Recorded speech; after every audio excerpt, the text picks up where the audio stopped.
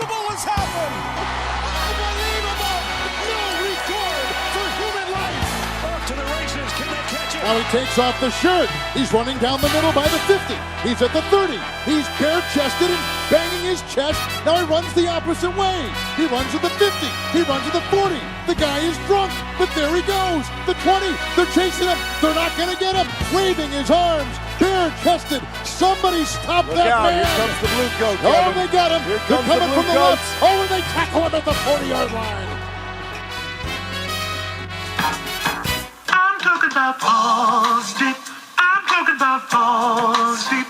I'm talking about balls deep in love. I'm talking about balls deep. I'm talking about balls deep. I'm talking about balls deep in love.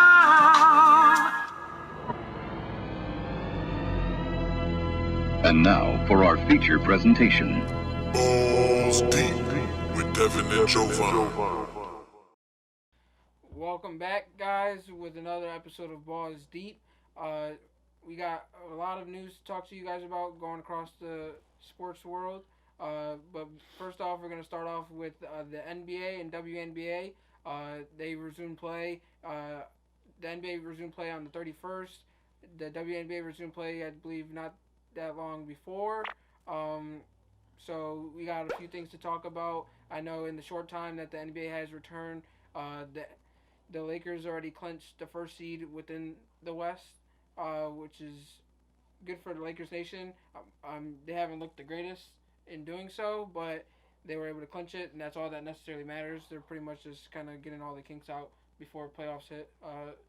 Do you have anything to talk about specifically in regards to, it doesn't have to be the Lakers, but just anything in regards to the NBA? No, I mean, like you said, kind of the Lakers haven't really looked all that good. They had two close games and lost a pretty bad one to the Toronto Raptors. But also, Toronto Raptors being a pretty good sleeper team out of the East. So, I mean, it's not all that big a deal to me seeing them lose to the Raptors, although I would like to see them beat the Raptors and maybe make it a closer game. Devin Booker hit a nice buzzer beater against the Clippers yesterday to keep the Suns alive, barely. I mean, they're 3-0 in the bubble. They're the only team. I mean, they're the only team in the West that's undefeated in the bubble. Yeah, and I believe they have to remain undefeated if they even want a shot. Yeah, I don't think that's gonna happen, but it seems good that the Phoenix Suns seem to figure something out, and that's gonna be beneficial for Devin Booker and their future as a franchise. For me, the one thing that I get out of it is everyone sleeps on the Raptors because they don't have Kawhi anymore. They act like they weren't a good team before Kawhi, and Kawhi brought them to another level and ultimately helped them win the championship.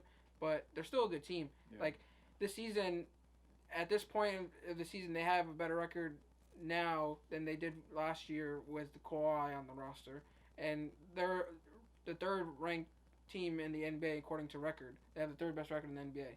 So the fact that the Lakers didn't look the greatest against them, but a lot of people are very critical of the Lakers because they lost to the Raptors, and it blows my mind because they act like the Raptors aren't a good team, and yet they're not as critical against the Clippers or the Bucks, who just lost to the Suns and the Nets, which are two bottom-of-the-barrel teams in terms of the bubble, and it seems like they just hate on the Lakers whenever they get the chance. It's going to happen. I feel like it's the team that's kind of being really heavily favored or talked about the most right now, so it's kind of, it comes with the territory. But also on another note, with some good news, today they got news that out of 343 players tested in the Orlando bubble, there was 0 positives that's awesome. for COVID, so that's great news. Yeah, that they seem to have figured something out within the sports world that other sports haven't figured out yet, and that's just, the isolation. Keeping everybody centralized. Yeah, centralized, isolated, and honestly just keeping those precautions that they've been doing in terms of like the ring that essentially is alarming if you get any closer than 6 feet of one another. They just seem to be doing the right things, and it's happy. As a fan, I'm happy that it's happening, and it's something positive within the sports world that's happening in regards to this coronavirus. And I'm just happy that the NBA is back. before I didn't think any sports, including the NBA, should return because of all this pandemic and how crazy it's been. But this basketball returning has been a bright spot. It not just distracts us from what's going on in the real world, but it brings a highlight or shines a light on some things because they're using their platform for like these social justice issues going on. Yeah, especially considering there hasn't been basketball in a while, and it coming back and immediately all the games mattering as much as they do, it almost feels like you got playoff basketball right away. Yeah. Which makes the atmosphere and like the feel of the game that much better and that more exciting to watch. So that's like another thing that I've noticed. Players playing like, you know, they're fighting for a spot in the playoffs, whether it be the first seed Lakers who have been playing really hard, although, like I said, they haven't looked the greatest. Or, you know, that be the Suns who are fighting, you know, tooth and nail to clinch that last spot. So. And just one last thing is, like, yeah, we're happy to see basketball be back, but it also sucks to see like a few injuries happen. I know Jonathan Isaac, he's messed up his knee pretty bad, and he seems to be out. I know he was dealing with knee injuries prior to the bubble, but being that they had the hiatus, he was able to return, but he kind of did more damage to it now, so it seems like he's going to be out for a while.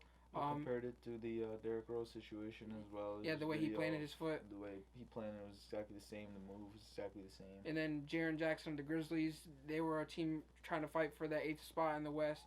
He just tore his meniscus, so he's out for the rest of the season. Who knows how long he's going to be out for, being that then the next year's season's around the corner, essentially. And then Jamal Crawford, it was great to see him return. Just because we all felt like he should have been on the roster. But, I mean, it's only a hamstring injury. Who knows how long he's going to be out for. I don't know if he tore it or if he just, you know, just being inactive for a while, just kind of he hyperextended it or something. Yeah. But I was happy to see him be out there. He looked great, but then it just sucks that he had to get taken out so quick because of his injury. Yeah, and speaking on more unfortunate injury news, Sabrina Ionescu came out firing on her rookie season, was playing really well, and ended up injuring her ankle as well, and said that she's probably going to miss the entire season. And whether that be because of the severity of the high ankle sprain or because it's a shortened season, we don't know. It's only her rookie year. She's clearly a great player. We saw what she did in college and saw how she came out hot in the WNBA. So I mean, she struggled in her first game. I mean, I'm not saying that she had the worst game. Yeah. But a lot of number one picks as of late have struggled in their first game, but they finished the season being the rookie of the year. Yeah. And it was looking bright for her. Everyone had all eyes on her because she was averaging pretty much a triple-double at Oregon. And then she comes out. She has an okay game against one of the best teams in the league, which was Seattle. And she then turned around the second game and balled out. And everyone was like, here she goes again. Yeah. And then she just twisted her ankle and sprained it, and it happened to be a high ankle sprain. And like you said, we don't know if it's because of the severity or just because they don't want to take the necessary precautions so she doesn't do any more damage to it. Yeah. Who knows? But I just hope that she's okay, and we both hope that for a speedy recovery for her and all the rest of the athletes as well in the NBA. Yeah, because like all the players we named were up and coming players outside of Jamal Crawford. Yeah. But they all look good this season, or from what we've seen. So we wish them the best and hope for a speedy recovery. We hope they can continue their play moving forward. Moving on from that, from the NBA, WNBA, we got MLB news. A lot of players are opting out or starting to feel like they want to opt out after a lot of concerns around the coronavirus. Yeah. Especially considering I heard that there was a lot of Cardinals players going out to casinos and stuff like that. And a lot of multiple Cardinals players and coaches just recently tested positive. Almost another outbreak in the MLB, outside of the Marlins one. So the commissioner was also threatening to cancel the season. And after the Marlins outbreak, he didn't want to cancel the season. He felt like, oh, we were expecting this, but then after the Cardinals ultimately came out with an outbreak and all these positive tests, he ultimately felt like the players weren't taking it serious and weren't taking the precautions that they should. So he threatened to cancel the season in general, and him and everyone included don't want that to happen, including the players. Yeah. So hopefully they can take a more serious approach and fix things, because if not, baseball is not gonna happen. Yeah, especially Jonas Cespedes. I don't know if you saw that. A lot of people were happy with his comeback. He was playing fairly well when he came back. He kind of had a lost season last year with injury, but he came back this season. He was playing well, and then amongst all this coronavirus craziness, he just up and left. Nobody could find him before the game. He was late, wasn't showing up. They called him, no answer. Went to the hotel room, it was empty. They found out from his manager that he was opting out for the season. Well, I knew that he opted out. I didn't know about that story, which is pretty crazy. I mean, I don't blame him for opting out, because just especially him being an international player, you don't want to risk your family already as it is. But him being an international player, maybe they're at more risk where he lives. Yeah. Who knows? I don't know the severity over there, in terms of where he lives, the location where he lives. But I don't blame the players for opting out at all, with a lot of tests, or positive tests rising across the league. But I know Yadier Molina was one of the players on the Cardinals that tested positive, and he had admitted to it, which is crazy too, because I believe he said this was his last go round. And he's big. He's a Hall of Famer. There's no question about it. And it being his last go round, he'd hate to see it get cut short. Yeah, definitely. So kind of feel like Vince Carter not being able to finish out the season. It's unfortunate. It's a bad taste. It leaves a bad taste in your mouth, and especially for a player of that that gratitude. Like I don't even know if I said that right. But a player of that stature, like you'd hate for him to end his career on a bad note. I mean, some more positive news on the MLB. Juan Soto, the young star for the Washington Nationals, is going to be playing today for the Nationals. He sat out their first few games or so. I don't know. I'm not sure exactly how many they played up to this point, but he's missed all those games due to the fact that he did test positive for coronavirus. So and they need 2 negative tests in order to return. Yes, he will be back today for them. Obviously, we know how big he played a role for their championship last year, so that's good news for the Nationals. Good news for the MLB. And good news for the Yankees is best record in baseball, sitting at 8-1, which is this is their best start in terms of the first 9 games of the season in a while. Partially, Garrett Cole hasn't looked the greatest, but he's done what he has to, and he's 3-0. But just the bats, and especially Aaron Judge, he's looking like this could be the year that he actually takes the MVP. Yeah. What was it? 6 home runs in 5 games. Yeah, so he balled out. I think 13 RBIs. 2 game winners. Yep, 2 game winners. And a lot of people I've heard a lot. Obviously, being a Yankee fan, you're gonna hear all of it. I've heard a lot of people say they haven't faced anybody. We beat the championship Nationals. We beat a great Red Sox team who could match with the best of them. They don't have the greatest pitching, but they can hit they can hit just as many baseballs as anybody in the league. We beat the Phillies, who were a sleeper team, and we beat the Cardinals. Not the Cardinals. The Orioles. Yeah, the Orioles aren't the greatest, but they have good up and coming talent. Yeah. Regardless, an 8-1 start is an 8-1 start, and that's all with not all their players playing at the greatest level. Like Gary Sanchez and Gleyber Torres haven't played the best in terms of batting wise. So, but Judge, Stanton, and even Gio Urshela has looked great for us. So that's been a bright spot in helping us get to 8-1. Yeah, you've seen a lot of depth. You've seen a lot of the same names that you kind of seen come from out of nowhere last year, like Tauchman. Still doing very well, still playing a heavy role in that offense because, Aaron Boone even said so himself in a recent interview I heard. a lot of the Yankees are fielding a lot of calls for him, and they're saying, this is an everyday player. It's not a guy that we plan on using here and there. So it's a team with a lot of depth, and they're looking really scary. I mean, Tauchman's a defensive player, but he seems to be stepping it up when he gets into the batter's box, which is great to hear. Well, with that, we're going to move on to some boxing news. I know that this is a big fight, and it's Danny Garcia versus Errol Spence Jr. on November 21st for the WBC and IBF welterweight titles. Danny Garcia sits at 36-2 with 21 knockouts, and Errol Spence Jr. Is 26-0. He's the champion with 21 knockouts. So it's a big fight. I know everyone wanted to see Errol Spence versus Terrence Crawford, and ultimately, this might lead to that fight. We never know, but it's another great fight for Errol Spence's career and just the boxing world and sport in general. It might ultimately bring fans to the sport if you're not a big boxing fan at the moment. Yeah. It should be a good fight. I was reading that Errol Spence came in at a minus 500 favorite, and then it moved down to minus 400. He was expected to be a much larger favorite in that fight up until he had his really bad car accident a little while back.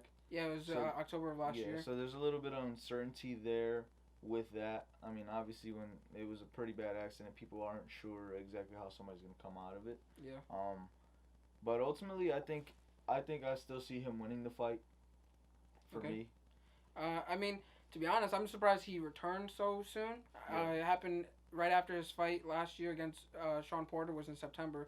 He got in this accident in October. He ended up getting arrested for DWI for it, but he just had bad facial injuries. I think he had a facial fracture or some sort of facial injuries, and there was just in February alone, they just said he still wasn't able to spar because he was 100%, but I guess the severity of his injuries were just that bad. So I'm just surprised to see him return so soon to defend his title. I'm happy to see him return because he is a great fighter and ultimately one of the best in the division and one of the best in the sport at the moment. I hope he's all right, but like you said, I do think he's going to ultimately come out with a victory. I think Danny Garcia, in order for him to pull out an upset, he's going to have to fix a lot of what he had dealt with when he fought, I forget his name, Thurman. Keith Thurman. Keith Thurman. So, and Keith Thurman just lost to Pacquiao, but he struggled. It was a great fight against Thurman, but he struggled here and there. So unless he tends to fix up some of those errors that he had during that fight, I don't see him coming out with the upset. But he is a great fighter. I'm not doubting him by any chance because he can pull off a victory. Yeah. But I just ultimately think Spence is just on another level. Definitely.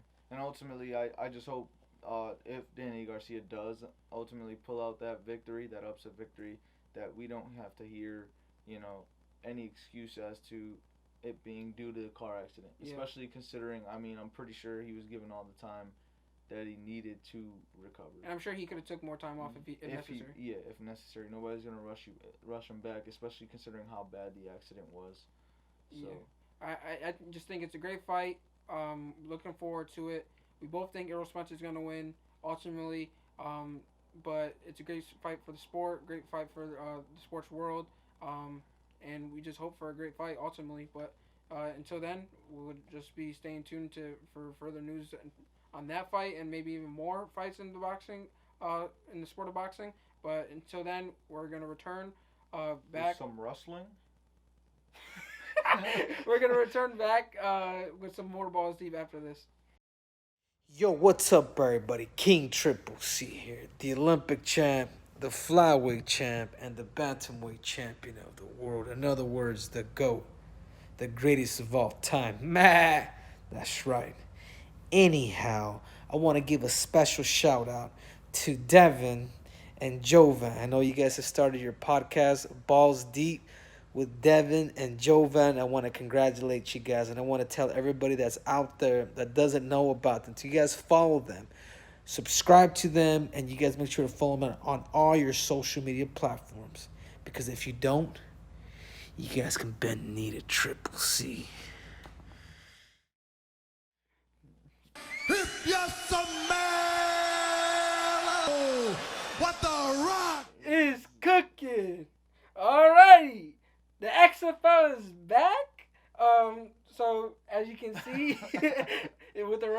to The Rock.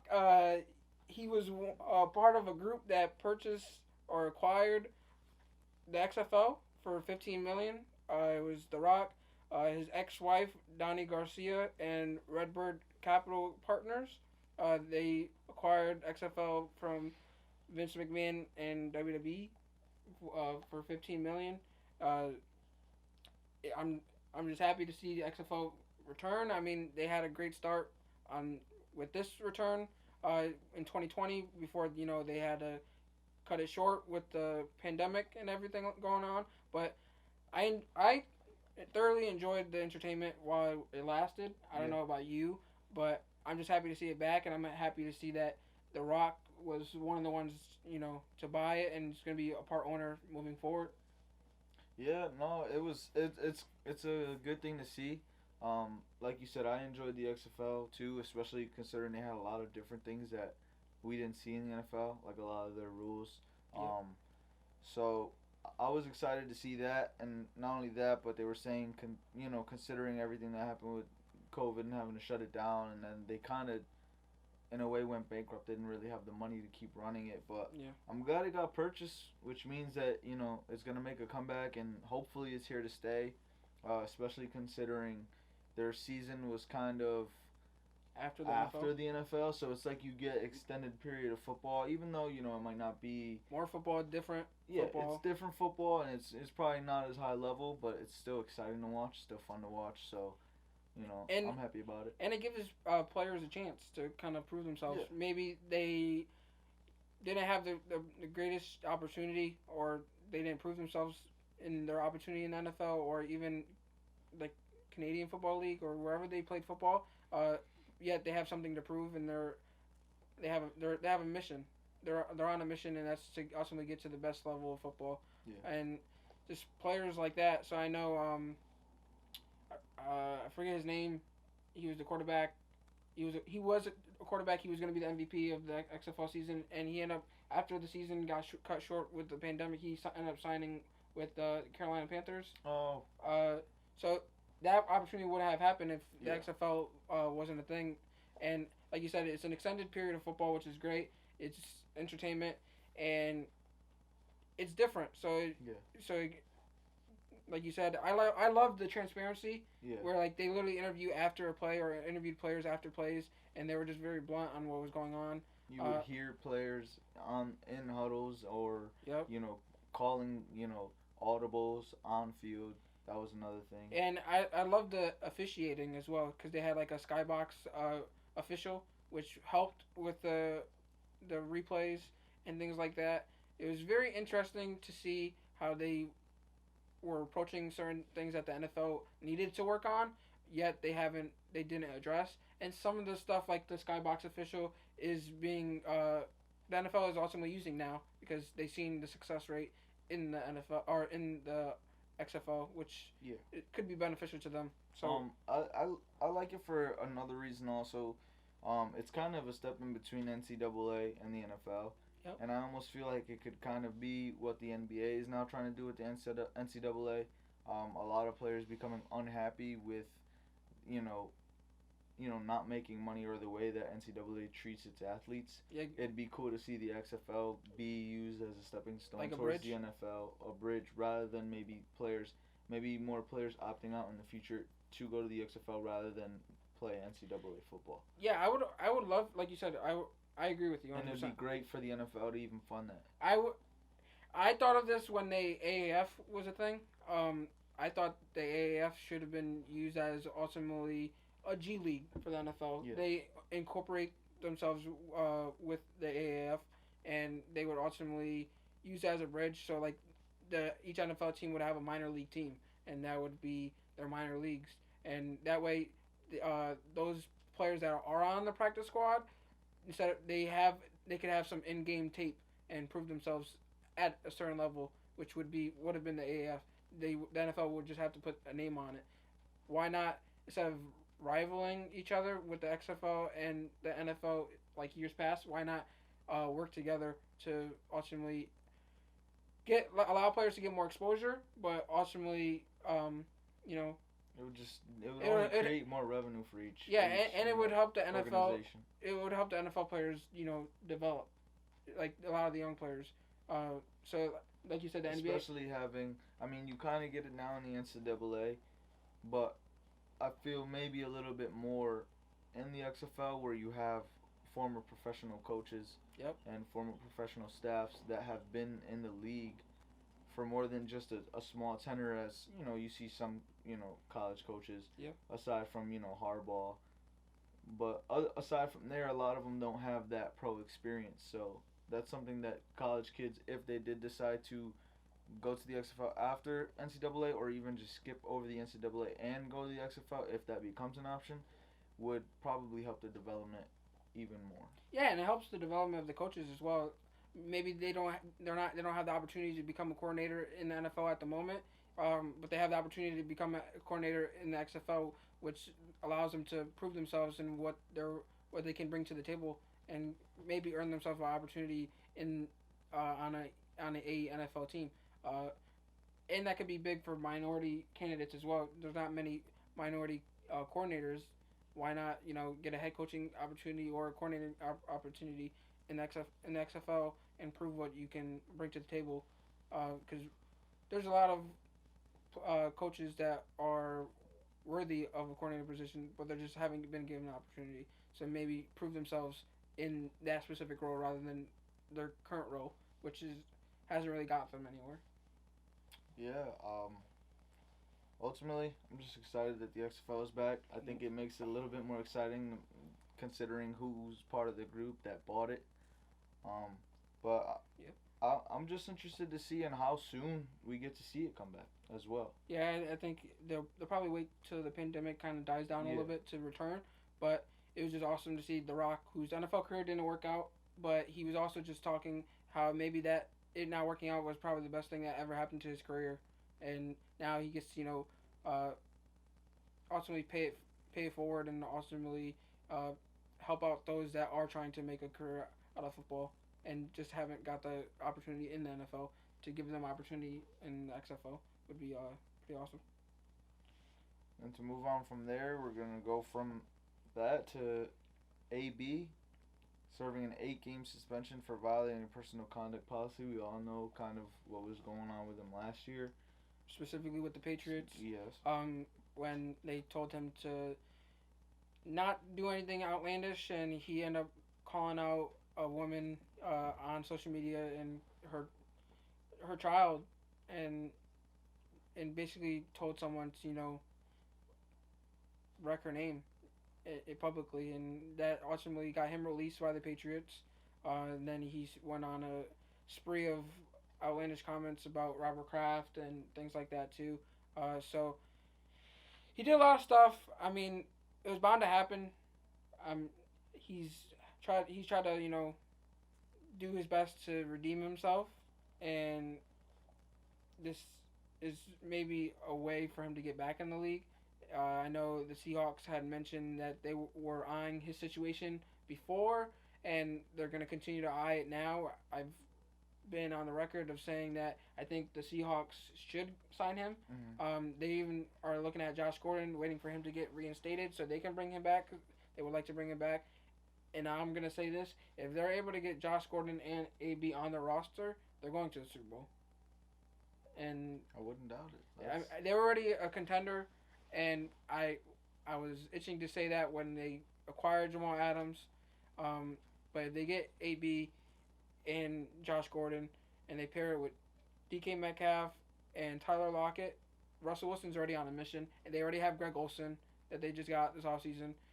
They're going to the Super Bowl. That team just sounds scary when Yeah. you mention those The only thing that would be suspect on that team would be the running game, because they have dealt with injuries and depth issues at running back, and their pass rush. But they can spree up a pass rush, especially if they can get Jadeveon Clowney to come back, or even sign a player of at a lower level, almost like Everson Griffin. I'm not saying he's terrible, but he's just a little bit older, and they just need some kind of assistance in that category.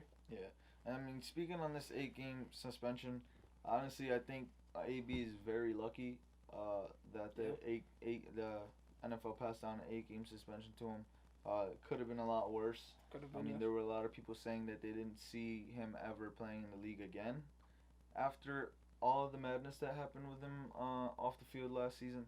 So to get 8 games is good news, especially considering there's probably teams like you said, the Seahawks, and I know there were others that were looking into giving him another opportunity. The Ravens being another. Yeah. So just for the fact that it's 8 games, it's more likely that he will get that opportunity. Because if it were something a lot longer, say of an entire season, after him basically sitting out in the entirety of last season and then having to miss another 16 games this season, the chances of him having another opportunity in NFL slim down a lot. Yeah, so, he's a great talent. He's definitely, on the field, he's hands down one of the best receivers in the league.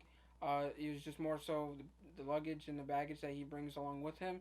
Off the field, he's been vocal as of late, but he's been a handful even when he was on the Steelers with, recording the inside the locker room while Tomlin was speaking and things like that. So if he can, you're gonna have to take him for who he is, but he's gotta, take it down a notch in order to kind of compromise, each side compromising for one another and making it work out. But you're right. It should have been longer. It could have been longer. I think the one thing that allowed it to not be longer was that he was cooperating with the NFL through every step of the way. I know. So his suspension takes effect as of final roster reductions on September 5th. If signed before start of the season, he will be eligible to participate in all club preseason activities, and he'd be eligible to return after the team's 8th game. And he was directed to continue his counseling program and treatment, and is expected to fully cooperate with the clinicians. So he just needs to continue to cooperate with everything that the NFL is asking from him. If he does get signed, he's still able to participate and practice with the team preseason, but as soon as the regular season starts and they make that final cut is when his suspension would take place, which I think is beneficial to him, honestly. Oh, definitely. Even if I'm Seattle or Baltimore, I sign him right away, especially after hearing it's only 8 games. Get him familiar with their playbook, get him in some practices, get him running with the team, give him some reps in with Russell Wilson. It's only going to make it better down the stretch after those 8 games when you finally are getting him in and you're not starting from scratch. I think both teams are great fits for him, especially with his family member being on the Ravens. It benefits him on that aspect. I think the Ravens would be the more interesting location for him because he would face the Steelers twice a year and, the history between him and that franchise. But I think the better fit would be Seattle due to the team not being as young, and they're more familiar with dealing with big personalities, especially Pete Carroll. So I think they'd be able to handle the situation a lot more over there, especially with Russell Wilson at the helm, rather than the Ravens with a younger team and him having a younger team and a younger quarterback. Yeah, he'd essentially have to be a veteran presence in that locker room, whereas with the Seahawks, there's a lot of veterans there, so he won't necessarily have to be as much of a presence. Yeah, especially considering when you got a quarterback like Lamar Jackson who has a very outgoing personality. It seems like there'd probably be a clash there if AB were for any reason to get out of line. It's not something that I could see, like you said, somebody in Lamar Jackson's stage being as young as he is and kind of being a very outgoing young man. I don't see that would go very well, unlike with the Russell Wilson situation, who will probably be able to manage that a lot better, being a veteran player, being that leader locker room presence that he is. Not that Lamar Jackson isn't or can't be. It's just a different level of maturity between the two quarterbacks. For sure. And with other NFL news, players are opting out of the contract for the 2020 season. And it's not just a handful of players. There's over 40 players and counting that have opted out of their contract already or plan on opting out of their contract for the 2020 season. I don't know exactly how the numbers financially work out, but a few big players that have opted out were Dante Hightower of the Patriots. The Patriots itself have Patrick Chung of the Patriots. they have like 8 to 10 players alone that have opted out, which they've dealt with the most players opting out of contracts As of right now. As of right now, I mean, I feel bad for Cam Newton at this point because that was a great opportunity for him to prove himself and win a ring, and a lot of the defensive help that they've opted out. And Dante Hightower was essentially the captain and the leader of that defense, and just outside of Devin McCourty. So to see him, opt out, it kind of sucks for Cam Newton's sake. But I know a lot of them have opted out for health reasons of their families, or just health history of their own. I know like Nate Solder of the Giants. As a Giants fan, yes, he hasn't panned out for us as much, but you guys have to kind of sympathize with him and not really like, who cares, he sucks anyway. Like I've seen a lot of that on social media, but you gotta, as a person, you have to realize like he dealt with cancer. He had a battle with cancer himself. His son currently has a battle with cancer, and they just welcomed a newborn in the world. So there's a lot going on in that household, and especially from the football aspect of it. Although he hasn't panned out all that well, it's still good to have that depth on your line. Yeah, he's outside of like off the field, he's done great things within the community. Whether that's in with the Patriots or with the Giants, he's done great things. But just outside of football, this is bigger than football. So you have to think of their families and what they're going through. Like Marquise Goodwin, his wife dealt with a lot of miscarriages, and they just welcomed a child to this world, and he doesn't want to take that risk, and thinking of himself and playing football and ultimately risking another child. So I think fans just need to be more reasonable with how they're approaching these situations. But it sucks to see, but it is what it is. You have to expect that if they plan on moving forward with the season, there's going to be more of this going on. I mean, and I was hearing that players have until Thursday, which is tomorrow, to opt out of the season. And a lot of people don't like the fact that that was put in place, but understandably so. I mean, the NFL, obviously, it's a business, and for them, they have to figure out whether the season is salvageable or not. Yeah, they have to whether protect they the actually product. want to, go on with the season. So to have people randomly opting out just wouldn't be ideal for them. So I kind of understand this, deadline, especially when we just mentioned what happened in MLB with Yoenis Cespedes, who opted out of nowhere and kind of just told the team through his agent. So I mean, I feel like, especially seeing that's something that the NFL was trying to avoid.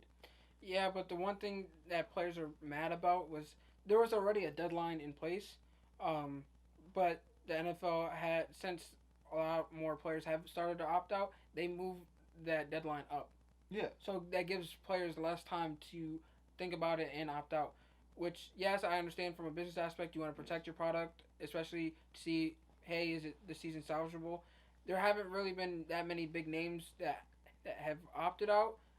There's been maybe a handful of big names, but not like a huge superstar like a Russell Wilson, like we were talking about, or Aaron Rodgers. Like those players have stayed and plan on playing, but you have to think about it. Like this is a tough decision. Like all those players that have opted out, I'm sure they didn't want to opt out, but you ultimately moving up the deadline is what people are pretty much mad about. I mean, I say why rush them to make the decision. They give them as much time as possible to decide. Like obviously you want a deadline before the season, but it's a tough decision. And it is a very close deadline. Give them a reasonable deadline. Yeah, it is a very close deadline, but ultimately both sides kind of have to be understanding of each other. I mean, and for me, I think player safety is the highest of the high. It should be held to the highest standard. So I do understand the fact that players are upset. But like I said, if you have a player like Aaron Rodgers or even Patrick Mahomes or Saquon Barkley just opting out right before the deadline or just at any point of the season, just because some new update of players on their team testing positive coronavirus, it's just not going to go over well for the NFL. And I think it's more so of them seeing, okay, are we actually going to go forward with this? And I feel like although players would like more, time to decide that, having less time will ultimately mean more people opt out, in my opinion. Okay. And to me, I think the players that do decide to stay, it just means that they have kind of figured out every scenario for themselves. Where, like, if this happens, am I okay with staying? Yes, then I'll stay. And Okay. so for me, I feel like ultimately that's the biggest decider, is you figure out who is going to be willing to stay, and once you figure out who's going to be willing to stay, then that's when you figure out whether your season is worth having or not. And so that's where I kind of feel like they were with moving that deadline up. Yeah, I mean, it is what it is. It sucks, but it's got to be done eventually, somehow, some way. Well, with that, we're gonna move on from professional football to college football. So, as of late, a lot of these FBS conferences have released a schedule or their reopening plans. Most, if not all, have dealt with. They just plan on doing conference games. Maybe some few, like some conferences have decided to have maybe one or two outer conference games, but it's mainly just been, hey, we just plan on doing like 10 conference games. It goes from anywhere from 8 to 11 conference games. I know the ACC is including Notre Dame in their schedule, which is pretty cool. I think with that, I think Notre Dame will end up being part of the ACC moving forward outside of this season, because I think it's going to work out this season if there is a season. But I think it'll pan out where you end up doing that before or moving forward, just because being an independent team, it's at their disadvantage come making in the playoffs, because they don't really have a conference. So yeah. Ultimately, I think kind of what we spoke on earlier about the XFL being a bridge to the NFL. I think with everything going on in this pandemic, I feel like that will actually push that agenda forward, considering these players aren't getting paid. Yeah. And the NCAA still wants to make their money. They still want these kids to be on the field. And with the outrage so far that the players are having and having a list of demands and things that they want the NCAA to meet in order for them to play, I feel like that it will only push that XFL agenda forward if indeed the XFL and NFL do eventually have those plans to do that. I think that will only shed light on the fact that it should be done. Yep. Like I said, these kids aren't getting paid, and they're kind of risking their well-being to be on the field. And whether that is because they genuinely want to be there or not, it's still something that they are doing. And ultimately, I don't think there will be a season. Yeah. I just think there might not even be an NFL season, honestly. But if there is, I think the college students are more at risk because they're not being paid. So financially, they don't have the support in comparison to these professional athletes. So I don't think there's going to be a season. I know a lot of FCS schools have canceled their season. The Northeast, being an alum from CCSU or Central Connecticut State University, their conference, which is the Northeast Conference, the NEC, they canceled their season. And even UConn just announced that, they're the first FBS school to announce that they're canceling their football season this season, and their conference hasn't canceled the season. Just they've decided to cancel the season. So I think a lot more schools are going to come forward, and yeah, UConn doesn't have the greatest football program, but I think a lot more schools are going to come forward and end up canceling the season, and ultimately a lot more players are going to speak out and opt out as well. I know Virginia Tech corner, he was one of the best prospects at the position coming out for next year's draft, has decided to opt out due to the NFL players. He's seen a lot of the NFL players opting out. Michael Parsons, who's the number one linebacker within next year's draft class, he goes to Penn State. He's the biggest name to opt out as of yet, and I mean, I think a lot more of that's to come, especially with the Pac-12 players ultimately creating a unity group, and a lot of players from other conferences, kind of wanting to build or create a similar group to, rival what's going on within the NCAA. Yeah. It's kind of like you said. I mean, for me, it's hard to imagine. It's hard to imagine any college season going forward when kids aren't even in classes. Yeah. Kids are doing classes from home online, and then you're gonna have them come in to play a sport. It's hard for me to imagine that in general. Anyways, it kind of just doesn't really make sense. And then kind of like you said, I mean, with everything going on with the social injustices and then the pandemic, these players want to see the NCAA make steps to first provide better care through the pandemic when they're going in their games, and what is the NCAA gonna do for their communities moving forward, and these racial injustices, all this is going on. What is the NCAA gonna do to help better that and support that? Yep. Especially considering these players are willing to play throughout a pandemic and risk their own well-being without being paid. Yep. And then also, like, the university itself is gonna have to take the necessary precautions, similar to the NFL. Like, I just watched there was the Giants franchise, they always have a video on their YouTube channel they have where they follow a player around for a week, and ultimately ask them questions and things like that, where they just dropped the first episode this season, and they were following Joe Judge around. He was giving a tour of the facility, and they've used not the MetLife Stadium and all of their facility, and try to use as much space as possible in creating that 6 feet apart, but also trying to have the players collaborate with each other and talk with each other and build that camaraderie. So I don't think the NCAA or any facilities necessarily have that kind of range or financial aspect to make it happen, especially if you're not like one of these huge schools. Yeah. I don't think that they're going to be able to make that happen for safety purposes, and I don't think that the players ultimately want to risk it, even though they want to play. Yeah. I think ultimately, if any NCAA sports, at least throughout this pandemic, want to have a season, I feel like they're going to have to get creative with it in different ways, like the NBA has done, kind of like the MLB did with their playoffs, aside from kind of the shit show that's happening with their actual season. Yeah. I feel like these, sports organizations have to get like really clever and think outside the box when it comes to the seasons if they want to save them, and find some way to have these seasons and have them safely. I agree 100%. Well, that's all we have for you guys this week with Balls Deep. If you haven't already, make sure to like, comment, and subscribe. If you have any questions for us, or even topics that you want us to talk about in future episodes, I recommend you guys make sure to comment those questions so that we can reach back to you guys, or even mention it in the episode.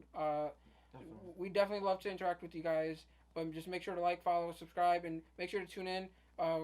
We're available everywhere, so you should be able to find us outside of just social media. Yeah, and like Devin said, leave those comments asking questions maybe pertaining to your favorite team. Maybe your team just acquired somebody via trade, or you guys just drafted somebody and you guys want to know how we feel about it, or for whatever reason, leave a comment and ask us a question, and you can see your answer question live on the podcast. That's all we have. That's all we have. Peace. Till next time.